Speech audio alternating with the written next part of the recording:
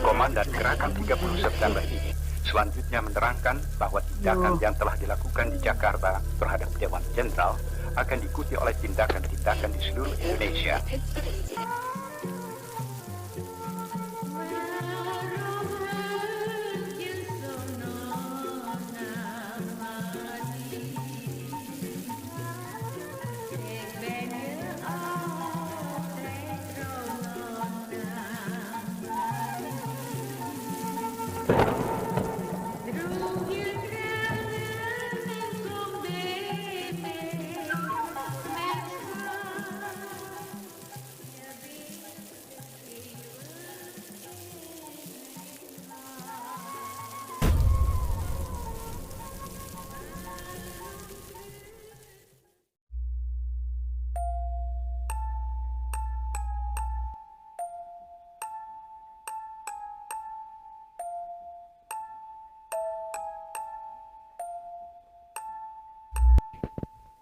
Assalamualaikum warahmatullahi wabarakatuh.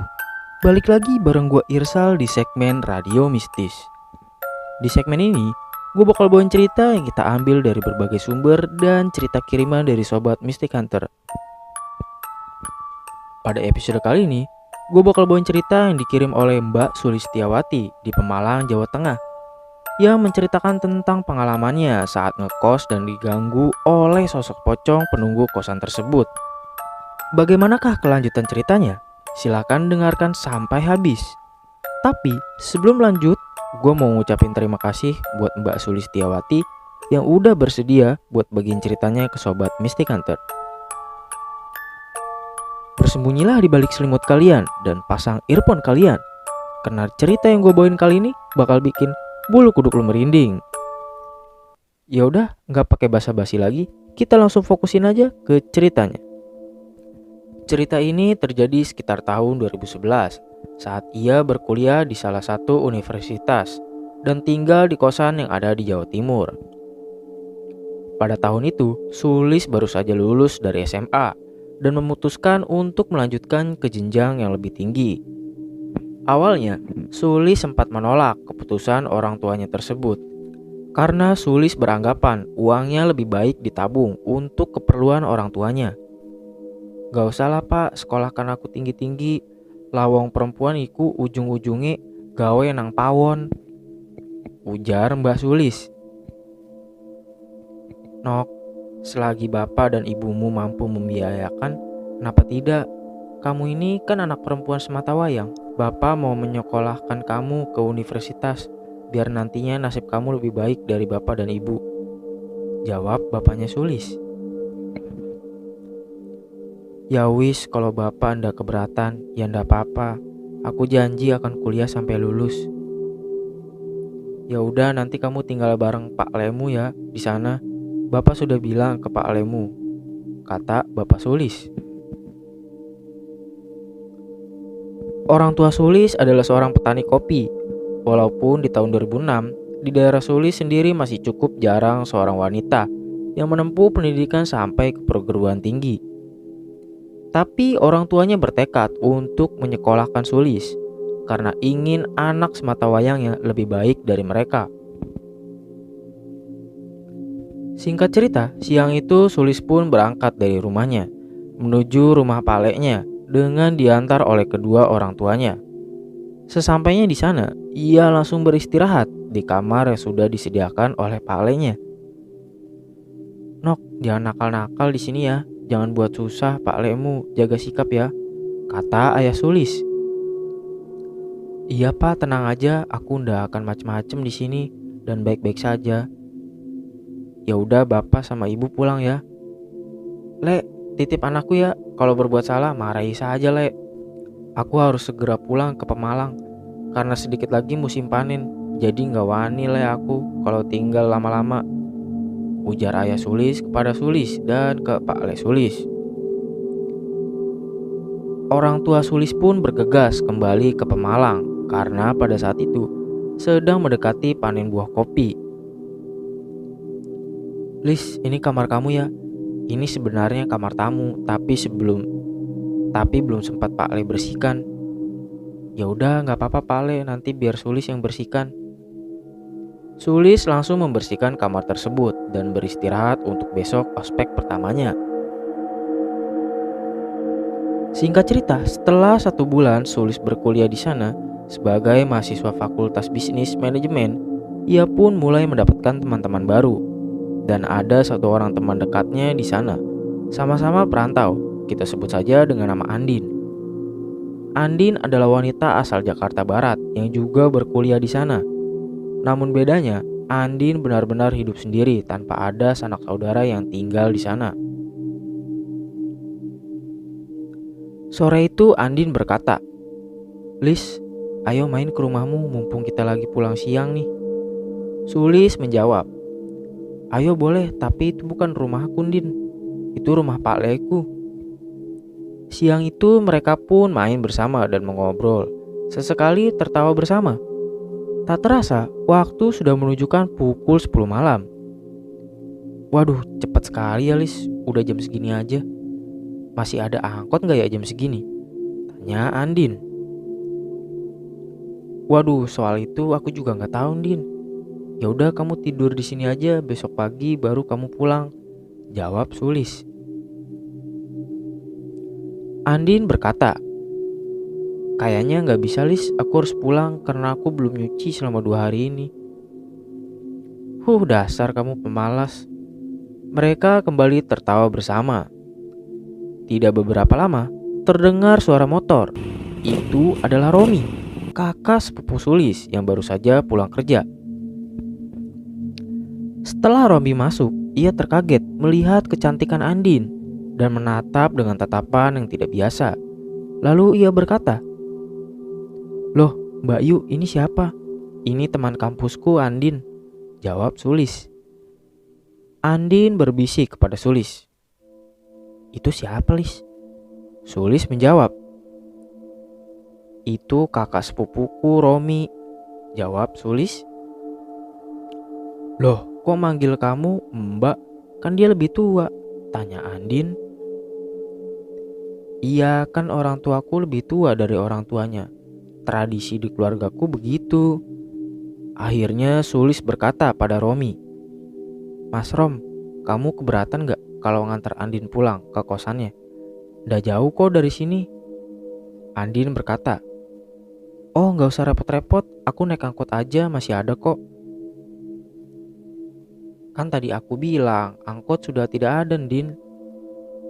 "Udah deh, Romi ini baik, gak gigit kok," ucap Sulis. "Iya, Din, nanti tak antar kamu pulang pakai kuda besi ekspresku. Pasti bakal cepet sampai," jawab Romi dengan sumringah sesekali merapikan rambutnya. Singkat cerita, Andin pun pamit pulang dengan diantar oleh Romi. Keesokan paginya, Andin dan Sulis bertemu lagi di kampus. "Loh, kenapa wajah kamu, Din? Kok ditekuk begitu?" "Oh iya, gimana Romi? Dia baik kan?" tanya Sulis. "Baik sih baik, Lis, tapi aku gak suka," jawab Andin dengan wajah masam. "Loh, gak suka kenapa? Tapi kamu gak diapa-apain kan?" tanya Sulis. Andin menjawab, "Ya enggak, tapi tingkah lakunya selengean. Aku gak suka. Aku jadi males kalau main kesana lagi kalau ada dia." "Oh iya, Lis, kenapa kamu gak ngekos bareng aku aja? Biar kita lebih sering main bareng." Awalnya Sulis hanya terdiam, lalu berkata, "Waduh, gimana ya, Din? Aku dititipkan ke Pak Lea aku sih. Jadi kalau mau kos ya aku harus izin dulu ke bapak ibuku dan ke Pak Leku. Aku juga sebenarnya mau ngekos. Gak enak aku numpang lama-lama di rumah Pak Leku." Akhirnya malam itu Sulis menelpon orang tuanya. "Pak, Bu, Sulis mau ngekos aja ya. Gak enak kalau tinggal di rumah Pak Ale terus. Takut nyusahin. Lagi pula Sulis mau belajar mandiri." "Ya udah, kamu hati-hati ya kalau tinggal di kosan. Memangnya kamu ada teman di sana?" tanya orang tuanya. "Ada, Pak, sahabat dekatku di sini." "Oh ya, alhamdulillah. Sehat-sehat ya, Ndok, di sana." Setelah percakapan itu, ia langsung menemui Pak Lenya dan berkata, Pak Le, mulai besok aku ngekos ya bareng Andin. Sontak Pak Le pun bertanya, loh, nopo tolis kamu ndak kerasan ya tinggal di sini? Bukan begitu Pak Le, Sulis nggak mau nyusahin Pak Le terus dan Sulis mau belajar mandiri. Oh ya udah, kalau ada apa-apa bilang sama Pak Le ya Lis. Di sini kamu masih tanggung jawab Pak Le, jawab Pak Le-nya. Keesokan harinya, Sulis langsung berberes barang-barang dan pamit ke Pak Le bulenya. Setelah sampai di kosan, ia sedikit aneh karena bangunan kosannya adalah bangunan tua yang khas dan letaknya berada tepat di ujung persimpangan jalan. Atau beberapa orang menyebutnya bangunan tusuk sate. Loh, ini kosnya Andin kok agak serem ya? Ah sudahlah, mungkin cuma perasaanku aja. Akhirnya Sulis bertemu Andin di dalam. Andin pun sangat bahagia karena sahabat dekatnya kini tinggal bersamanya. Dengan ceria, Andin bertanya, kamu mau tidur satu kamar denganku atau bagaimana Lis? Sulis menjawab, sepertinya aku sewa kamar satu lagi deh Din. Aku tuh ya kalau tidur suka ngigo, takut ganggu kamu nantinya. Andin berkata, oh ya udah nanti aku kenalin sama ibu kosnya. Untuk malam ini kamu tidur di sini aja sementara ya. Malam itu mereka tidur bersama di kamar kos milik Andin. Pagi harinya, Andin langsung memperkenalkan Sulis ke ibu kos. Bu, ini temanku Sulis. Dia mau ngekos di sini juga katanya, ujar Andin. Ibu kosnya pun menjawab, kalau kamar di lantai bawah sudah penuh. Paling kalau kamu mau, di lantai 2 masih tersedia beberapa kamar yang kosong. Sulis pun berkata, ya udah, nggak masalah bu. Mereka pun berjalan ke lantai atas. Ada sekitar 8 kamar di sana, tapi tidak terisi sepenuhnya. Ini yang dekat tangga kosong kan bu? Tanya Sulis sambil menuju kamar yang berdekatan dengan tangga dan kamar mandi. Oh iya kosong, kamu mau di sini aja? Tanya ibu kos. Iya bu, di sini aja. Akhirnya pintu pun dibuka. Begitu pintu dibuka, Sulis seperti mencium bau apek yang cukup menyengat. Mungkin karena kamar yang sudah cukup lama tidak ditempati. Wajar lah, namanya juga kosan murah ya begini keadaannya, ujar Sulis dalam hatinya. Ibu kos berkata, semoga kamu betah di sini ya Sulis. Kalau ada apa-apa bilang aja sama ibu, nanti biar ibu suruh bapak yang bereskan. Sulis pun hanya mengangguk. Lalu Andin yang sedari tadi ikut menemani Sulis ke lantai 2 berbisik, Lis, yakin kamu mau nempatin kamar yang di sini? Kenapa nggak agak sedikit ke dalam aja? Gak apa-apa Din, ini biar deket sama tangga dan kamar mandi aja. Emang ada apa Din? Tanya Sulis.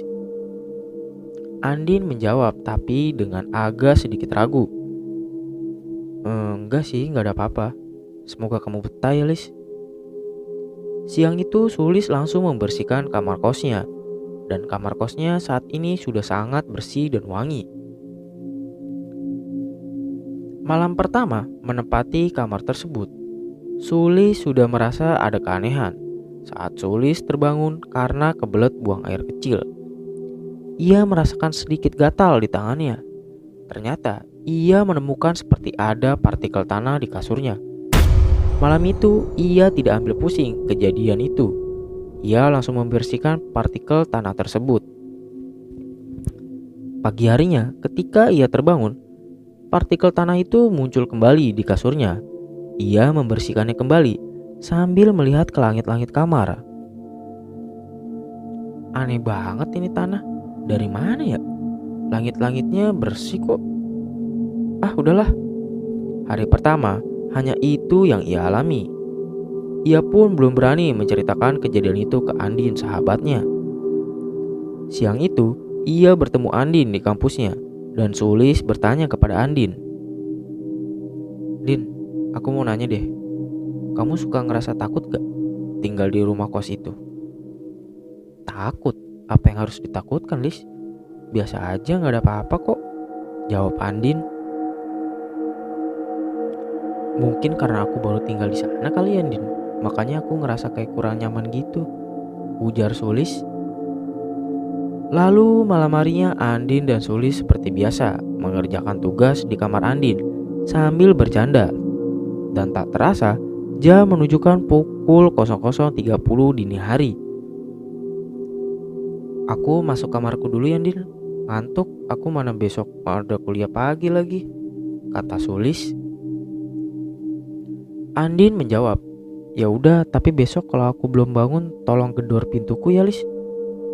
Sulis berjalan menuju tangga di lantai atas, tapi terlihat di koridor kamarnya sangat sepi sekali. Hampir tidak ada aktivitas di sana.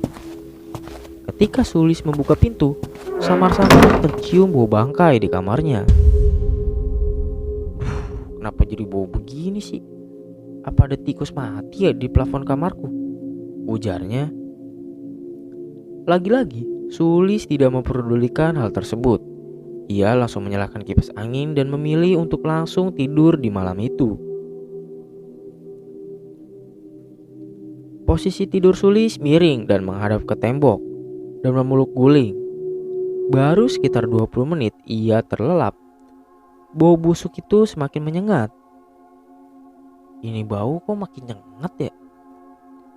Ketika ia hendak membalikkan badannya, tiba-tiba dia tertahan. Seperti ada sesuatu yang mengganjal dan berbaring di belakang punggungnya. Ini siapa ya? Guling kan cuma satu ini sedang aku pakai. Apa ini guling yang lain ya? Ketika ia menoleh ke arah belakangnya, ada satu sosok mirip pocong. Ya memang pocong, yang juga berbaring di sebelahnya. Tapi pocong tersebut menghadap ke pintu dan membelakanginya. Sontak, Sulis pun langsung teriak sambil melompat melangkahi sosok tersebut dan langsung membuka pintu. Dan Sulis pun tidak berani melihat ke belakang. Ia langsung menuruni tangga dan berlari menuju kamar Andin. Din, bangun Din. Andin membuka pintu. Ada apa, Lis? Emang udah pagi ya? Tanya Andin. Itu, nang kamarku anak pocongan. Jawab Sulis dengan gugup. Kamu ngomong apa? Aku gak ngerti, aku bukan orang Jawa. Jawab Andin sambil mengucek matanya. Akhirnya Sulis langsung menerobos masuk ke kamar Andin dan menutup pintu dengan sangat keras. Itu Din, di kamarku ada pocong, ujar Sulis. Walah, pocong? Mana ada, ngimpi kali kamu. Udahlah, aku ngantuk Lis, mau tidur lagi, jawab Andin. Akhirnya malam itu Sulis tidur di kamar Andin. Keesokan paginya, ia baru berani masuk ke kamar kosnya dan terlihat ada serpihan tanah kering di kasurnya. Ia pun baru menyadari bahwa serpihan tanah kering yang tempo hari ia jumpai berasal dari sosok pocong tersebut. Ia langsung merapikan kamarnya sebelum berangkat ke kampus. Di jalan, ia juga menceritakan apa yang ia alami kepada Andin. Namun lagi-lagi Andin menampilkan hal tersebut. Malam kedua, Sulis menempati kos-kosan tersebut. Tidak ada gangguan ekstrim yang ia alami, cuma ada satu keanehan. Malam itu Andin yakin betul buku-buku yang ia pakai tadi malam untuk mengerjakan tugas sudah ia rapikan dan laptop juga sudah dimatikan dalam keadaan tertutup. Di pagi harinya, Sulis mendapati laptopnya masih menyala dan buku-bukunya terlihat berantakan. Ini aneh banget, aku yakin laptop itu dalam keadaan mati. Kenapa nyala lagi pagi harinya? Ada apa sih dengan kos-kosan ini? Ujar Sulis. Siang harinya Andin izin kepada Sulis. Lis, aku nanti jalan ya sama pacarku, kemungkinan pulang agak malam. Jadi kita gak ngerjain tugas bareng dulu ya malam ini. Dan di malam ketiga, gangguannya cukup ekstrim. Malam itu terasa sangat dingin. Sulis tidur sekitar jam 10 malam. Dan lagi-lagi, dalam tidurnya ia merasa sangat dingin. Ia pun terbangun. Kok kipas nyala ya? Oh, mungkin aku lupa kali mematikan. Dimatikanlah kipas angin tersebut. Beberapa menit berselang, ketika Sulis mau melanjutkan tidurnya, kipas itu menyala kembali. Idih, aneh banget sih. Aku udah matiin loh kipasnya. Sulis mematikan kembali kipas tersebut. Sudah mulai jengkel, ia pun mencabut saklar kipasnya dan kembali tidur.